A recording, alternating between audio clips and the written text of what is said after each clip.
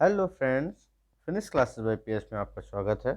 ये दिसंबर माह का हम करंट अफेयर्स कवर कर रहे हैं और डेली करंट अफेयर्स बेस में आज हम 25-26 दिसंबर के करंट अफेयर्स दोनों मिक्स करके कवर करेंगे। ठीक, जितने भी एमसीक्यूज हैं वो हम आज कवर करेंगे। जो नए हैं, ठीक, उनके लिए बता दूं कि डिस्क्रिप्शन बॉक्स में हमारा टेलीग्राम चैनल का लिंक दिया हुआ है, उसको जाके आप ज्वाइन करेंगे, जिसमें आपको जितने भी पीडीएफ हैं वो आपको फ्री अवेलेबल हो जाएंगे। ठीक, ये special for all one day exams के लिए, चाहे वो किसी स्टेट से रिलेटेड हो। ठीक है, हाल ही में लगातार एग्ज़ाम होने वाले हैं आपके छत्तीसगढ़, उत्तराखंड, बिहार, एमपी, ये सारे एग्ज़ाम लगातार होने वाले हैं जो पीसीएस के रिसेंटली आने वाले हैं।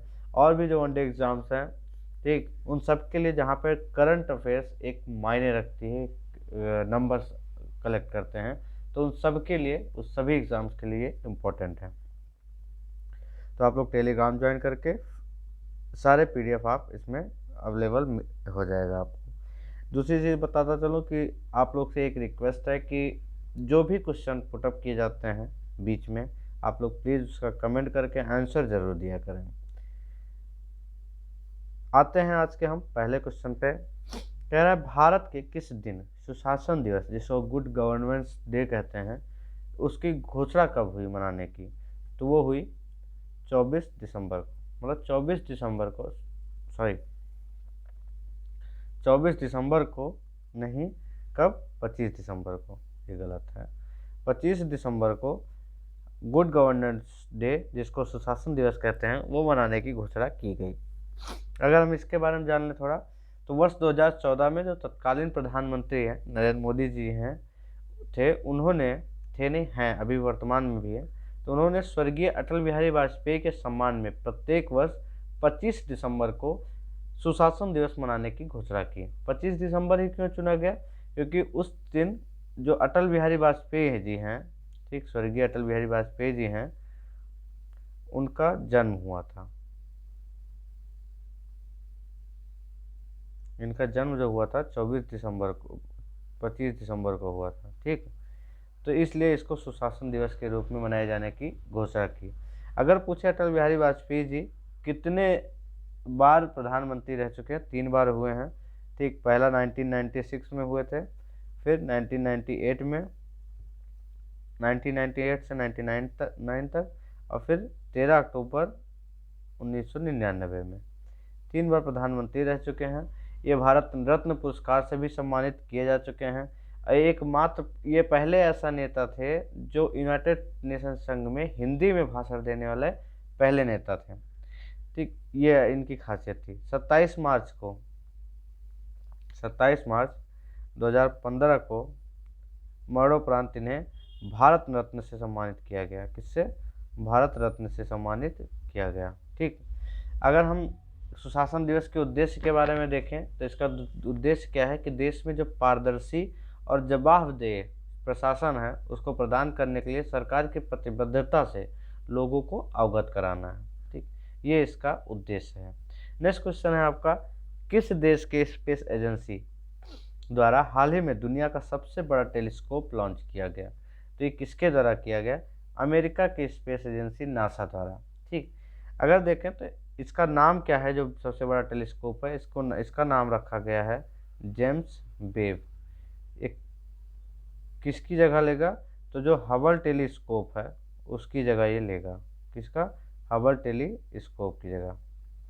तो जेम्स वेब जो टेलीस्कोप है, इसको जो है नासा प्लस जो यूरोपियन एजेंसी है, यूरोपियन स्पेस एजेंसी है, ठीक, उसके द्वारा, उसके सहयोग से एक बनाया गया और इसको लॉन्च किया गया।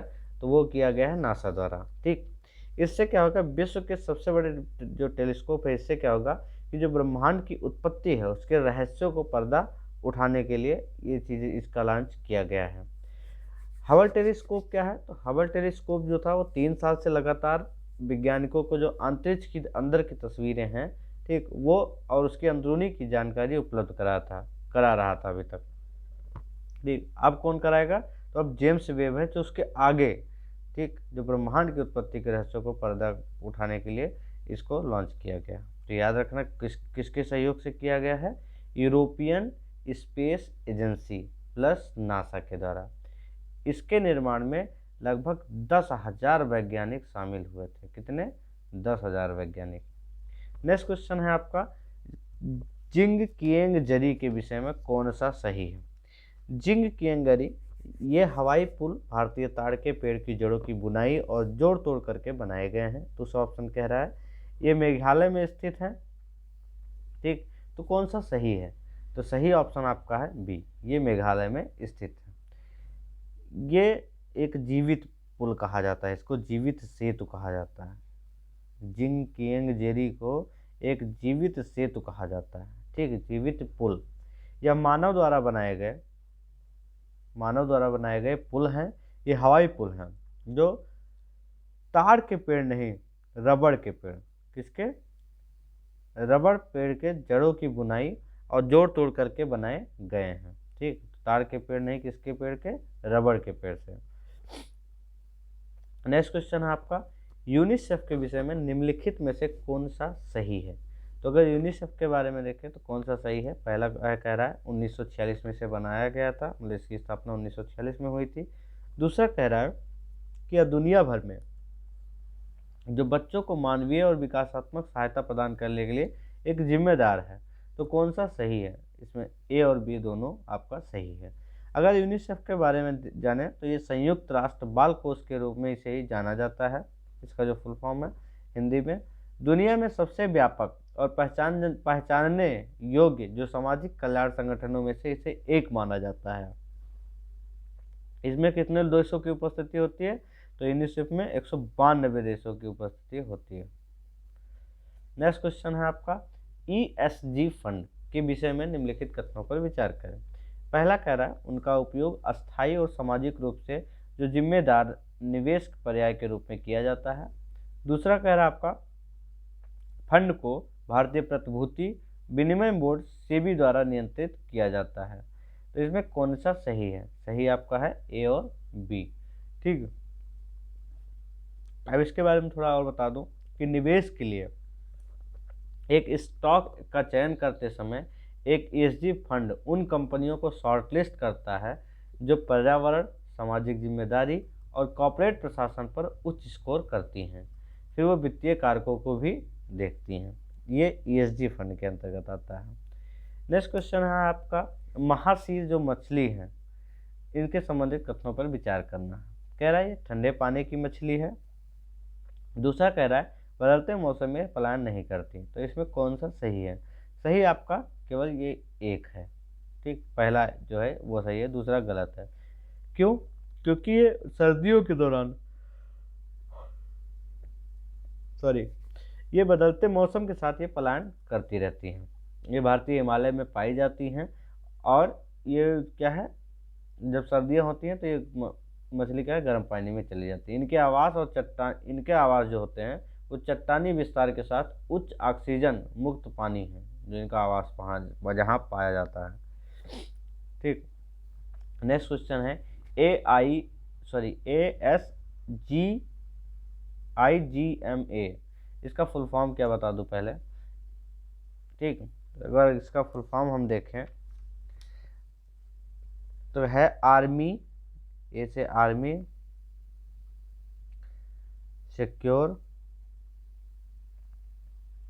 ठीक, आर्मी सिक्योर इंडिजीनियस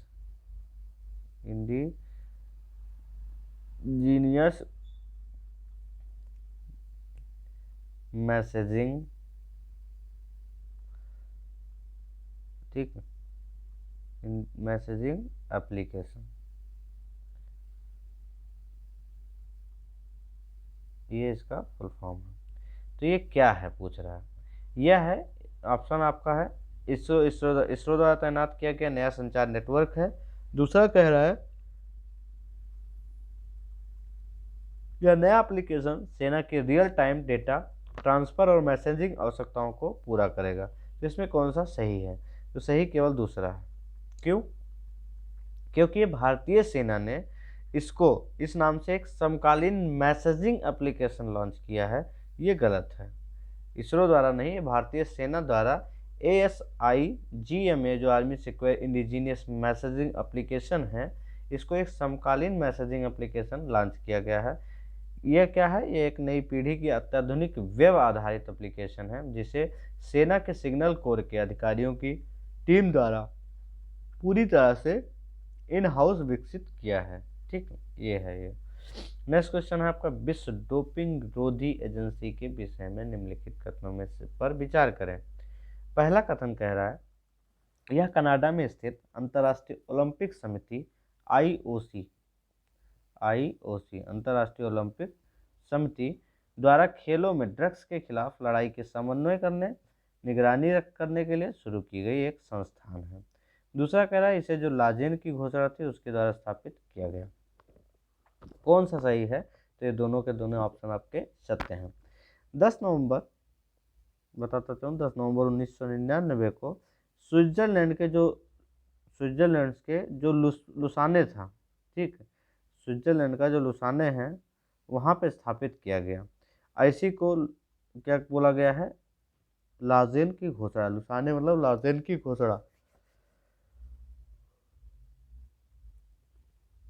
खेल के ड्रग्स के खिलाफ लड़ाई को बढ़ावा देने, समन्वय करने और निगरानी करने के लिए विश्व डोपिंग रोधी एजेंसी अंतर्राष्ट्रीय ओलंपिक समिति आईओसी के नेतृत्व में एक सामूहिक पहल के माध्यम से बनाई गई एक नींव है। यह है विश्व डोपिंग एजेंसी। इसी से रिलेटेड आता है एक राष्ट्रीय डोप परीक्षण प्रयोगशाला NDTL। ठीक, तो NDTL के बारे में थोड़ी जानकारी दी हुई है, उसको हम देख लेते हैं। यह युवा मामले और खेल मंत्रालय भारत सरकार के तहत एक स्वायत्त निकाय के रूप में स्थापित एक प्रमुख विश्लेषणात्मक परीक्षण और अनुसंधान संगठन है। ये कह रहा है, इसकी स्थापना कब हुई? इसकी स्थापना 2008 में हुई। आईओसी और विश्व डोपिंग रोधी एजेंसी द्वारा मानव खेलों में जो प्रतिबंधित दवाओं के परीक्षण के लिए अस्थायी रूप से मान्यता प्राप्त करने के उद्देश्य से इसकी स्थापना की गई थी। यह देश की एकमात्र प्रयोगशाला है जो मानव खेल डोप परीक्षण के लिए जिम्मेदार है। ठीक, एकमात्र प्रयोगशाला, ये याद रखना। इसकी अध्यक्षता कौन करता है? तो मुख्य कार्यकारी अधिकारी जो CEO होता है वो इसकी अध्यक्षता करता है। डॉक्टर पूरनलाल साहू इसके एक वैज्ञानिक निदेशक हैं। कौन है? डॉक्टर पूरनलाल साहू। ये हो गया NDTL के बारे में। नेक्स्ट क्वेश्चन पे आते हैं। कह रहा है UAPA जिसको बोलते हैं गैर कानूनी गतिविधियां रोकथाम अधिनियम, उनके विषय से संबंधित कथनों पर विचार करना है। पहला ऑप्शन है, UAPA के तहत भारतीय विदेशी दोनों नागरिकों से शुल्क लिया जा सकता है। दूसरा कह रहा है, यह अपराधियों पर उसी तरह से लागू होगा चाहे वो भले ही अपराध भारत के बाहर किसी विदेशी भूमि पर किया गया हो। तो कौन सा सही है? तो ये दोनों के दोनों सही है। ठीक, इसके तहत जो जांच एजेंसी गिरफ्तारी के बाद क्या करते हैं, अधिकतम 180 दिनों के चार्जशीट दाखिल कर सकती हैं, दिनों में चार्जशीट दाखिल कर सकती हैं और अदालत को सूचित करने के बाद अवधि को और भी आगे बढ़ाया जा सकता है, मतलब 180 से और भी आगे कराया जा सकता है। 1967 में कब पारित किया गया? 1967 में इस अधिनियम को पारित किया गया और इसका उद्देश्य था कि जो भारत में गैर कानूनी गतिविधियां हैं उनके संघों को प्रभावी करके प्रभावी जो रोकथाम है उनको रोकना है, उनके प्रभाव को रोकना है। आते हैं अपने नेक्स्ट क्वेश्चन पे। कौन सा देश एकमात्र देश है जिसने भारत ने पड़ोसी नीति और एक्ट नीति पर हस्ताक्षर किए हैं? जिसने भारत के साथ क्या किया है?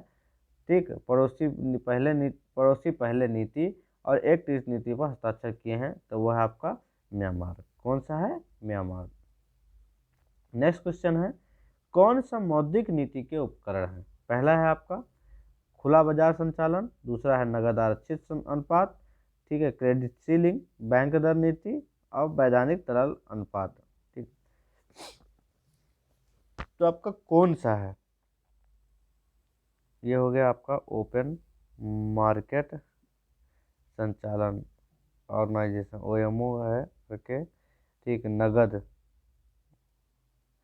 वैधानिक SLR हो गया, ये RR हो गया और ये बैंक दर हो गया आपका, बैंक रेट, क्रेडिट सीलिंग। तो कौन कौन से हैं जो मौद्रिक नीति के उपकरण हैं? तो डी ऑप्शन होगा, सारे के सारे।